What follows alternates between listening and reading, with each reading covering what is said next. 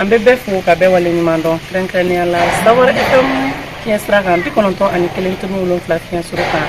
an ka émission muso aw ni ce min lase bɛ kɛ madame Jara Biri Kulibali fɛ araba o araba an ka nin dɔgɔkun nata in n'o bɛ bɛn araba ma juillet kalo tile 27 san 2022 an ka o dɔgɔkun maa welelenba muso cɛsirilenba ye ni o ye ferme Sumaworo tigi ye n'o ye Awa Sumaworo ye ale de bɛna kɛ an ka muso welelen plateau kofɔlen kan ale yɛrɛ bɛ an bolokɔrɔ nin wagati na an bɛ ferme Sumaworo kɔnɔ ne ba welewelekan jumɛn bɛ bolo ka ɲɛsin an filɛlibagaw ani an lamɛnbagaw ma.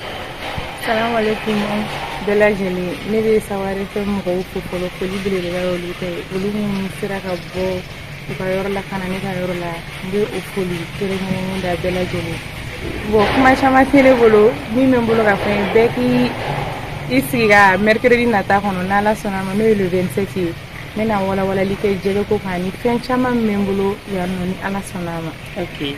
ayiwa mɔgɔw bɛ se ka nɛgɛjuru sira banba jɛmukan kofɔlen in kɔnɔ n'o ye 20 21 47 walima 82 82 84 83 an b'a fɔ ye Ala ka le 27 jira na merci.